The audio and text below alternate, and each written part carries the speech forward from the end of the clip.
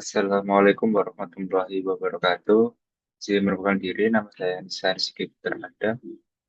Program studi Teknologi Informasi dengan NIM 233144707111003.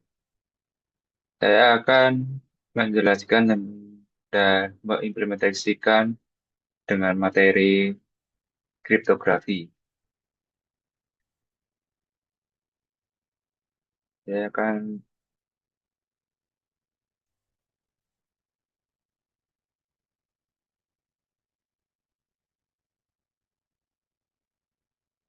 jadi saya akan menjelaskan apa itu pertama apa itu tentang kriptografi. Kriptografi ialah eh, ilmu atau teknik untuk mengamankan informasi atau data agar hanya bisa pihak-pihak yang ditentukan yang bisa melihatnya. Ada beberapa komponen yang ada di kriptografi. Pertama, itu enkripsi, deskripsi, itu saling berkaitan.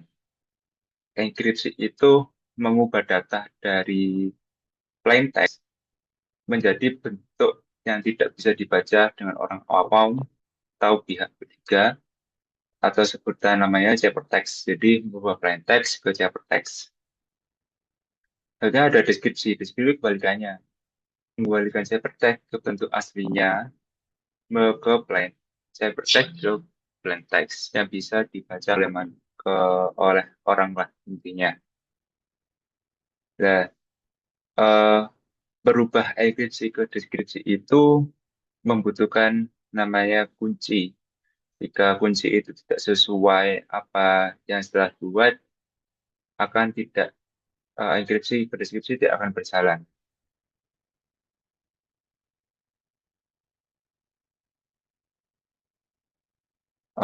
Setelah saya mengimplementasikan triple test encryption. Jadi triple test encryption ini termasuk metode enkripsi ya. Enkripsi caranya bekerja, caranya semacam kita mempunyai kotak berengkas yang bisa dikunci dengan tiga kunci secara bergantian. Nah, untuk melewati masukkan ke dalam berangkas, kita harus membutuhkan kunci pertama. Setelah itu, orang lain mencoba membukanya, tapi hanya bisa dengan kunci dua, bukan kunci satu. Jadi mungkin ini eh, hanya ada pihak yang terkait saja yang bisa melihat apa isi kotak kotak berangkas tersebut. Ada tiga lapis kunci jika menggunakan triple dash. Dalam implementasi ini, kita membutuhkan import library yang dibutuhkan. Ada CryptoJabber, import dash 3, atau namanya triple dash, terus ada import dash 64. Mengupai crypto today untuk melakukan enkripsi dan deskripsi dengan triple dash. Setelah itu, dash 64 digunakan untuk mengubah hasil enkripsi menjadi format deskripsi yang mudah dibaca. Intinya mengembalikan. Setelah itu ada fungsi untuk enkripsi triple dash. Ini untuk menjelaskan bahwa kunci harus berjumlah 24 bit. Jika eh, tidak sampai 24 bit, kita harus menambahkan 0 sampai secukupnya.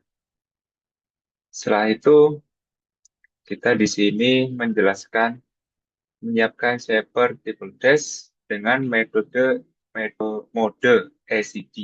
Kita menggunakan mode ACD.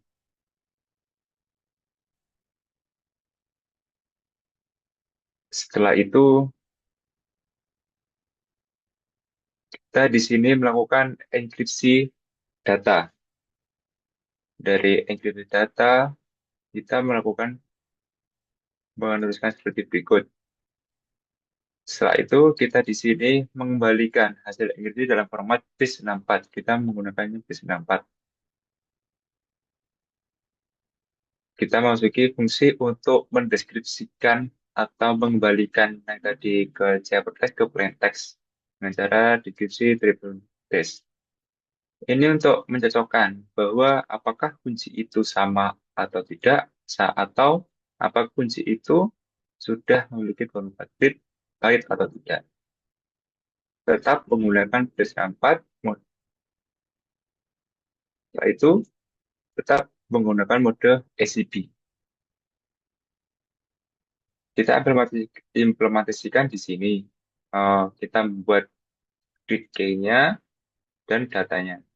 Ini nama saya Hisan. Ini untuk menampilkan isi data dan deskripsi data. Dan kita lihat di sini datanya yaitu data aslinya pertama Hisan setelah dienkripsi menjadi sebuah data yang istilahnya yang acak setelah dienkripsi. Setelah proses yang sudah selesai, kita kembalikan lagi untuk proses deskripsi. Deskripsinya sama dengan data awalnya. Kita coba di luar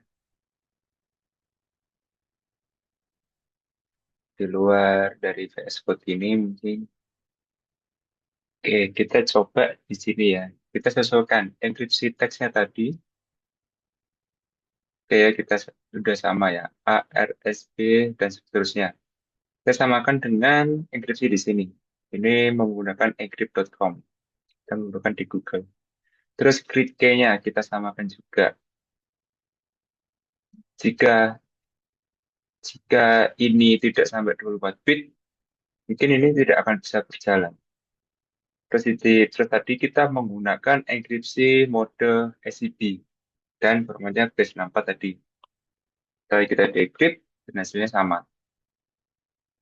Jadi hasilnya sesuai dengan yang ada di sini dan hasilnya sesama.